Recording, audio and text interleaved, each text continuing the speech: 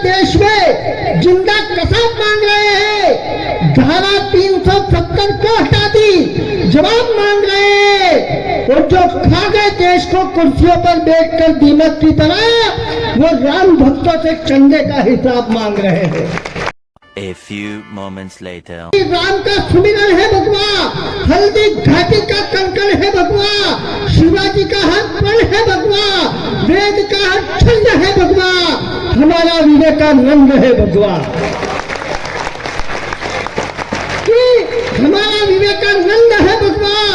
और किसी एक फिल्मी गीत से, किसी एक फिल्मी गीत से, कोई एक फिल्मी गीत भगवा से ज्यादा सम्मानित नहीं हो सकता है, और किसी एक अभिनेत्री के गा देने से भगवा अपमानित नहीं हो सकता है। क्या बात करें हास्य व्यंग की। देश की स्थितियां कहां से चली थी, कहां तक आ गई।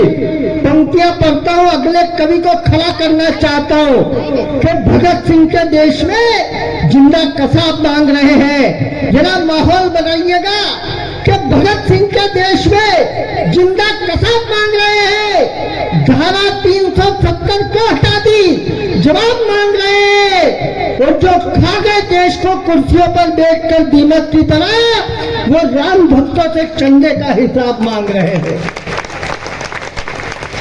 आपकी तालियां कमजोर है। मैं अगला कवि वो खड़ा करना चाहता हूं जो गौतम ऋषि की नगरी गौतमपुरा से निकलकर पूरे देश और दुनिया में गौतमपुरा का प्रतिनिधित्व करता है, अपनी कविताओं के माध्यम से, अपनी वाणी के माध्यम से।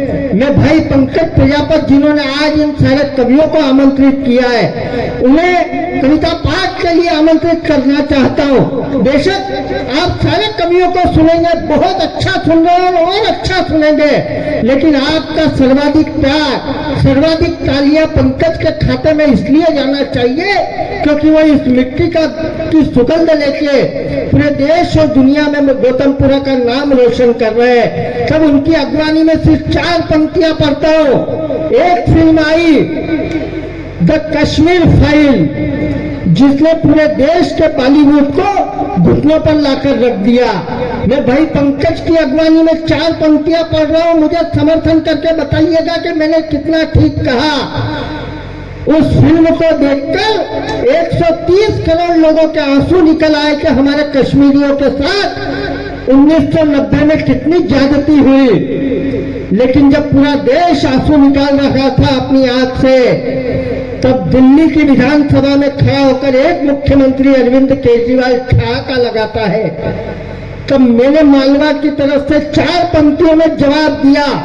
अगर जवाब ठीक हो, लगे आपको कि यह जवाब दिया जाना चाहिए था, तो चौथी पंक्ति पे आपकी तालियों का विस्फोट आमंत्रित करें पंकज को इस माइक पर। जब उसने ठहाका लगाया तो मुझे कैसा लगा और मैंने मालवा की तरफ से क्या जवाब दिया कि संसद में अश्लीलता की नुमाइश लगते हो तुम, कि संसद में अश्लीलता की नुमाइश लगते हो तुम, किसी तवायफ के ठुमके की फरमाइश लगते हो तुम, और मर्यादा कौन हंसती है देश के आंसुओं पर, अरे किसी नाजायज तहजीब की पैदाइश लगते हो तुम। बड़ा जोरदार तालियां बजाकर बुलाए भाई पंकज को। अपनी खुद की जन्मभूमि और कर्मभूमि पर काव्य पाठ करना दोहरी जिम्मेदारी निभाने जैसा होता है। कुछ बंदिशें होती है, कुछ मर्यादाएं होती है, परंतु आज जब संस्था भगत सिंह के इस मंच पर देश के जवानों के सानिध्य में, वाणी पुत्रों के मार्गदर्शन में कलम उठाकर एक कलमकार होने के नाते बोलने के लिए खड़ा होता हूं, तो मुझे मजबूर होना पड़ता है अपनी सारी बंदिशें और सारी मर्यादाएं तोड़ने पर, और वही लिखने पर विवश हो जाता हूं जो वर्तमान में हम लोग देख रहे हैं। कश्मीर से पत्थरबाज गायब हुए, परंतु विगत कुछ वर्षों में पूरे देश में वो पत्थरबाज एक दीमक की तरह फैल गए। वहां कभी कार सेवकों की ट्रेन पर पथराव, कभी कार्यकर्ताओं पर पथराव, ऐसे तमाम पत्थरबाजों को जो इस मानसिकता के साथ इस हिंदुस्तान में रहते हैं, चुनौतियों की और समाधान की दोनों पंक्तियां एक साथ पढ़ना चाहता हूं। अगर ऐसा लग जाए कि चौथी पंक्ति आपके मन की बात है तो मेरा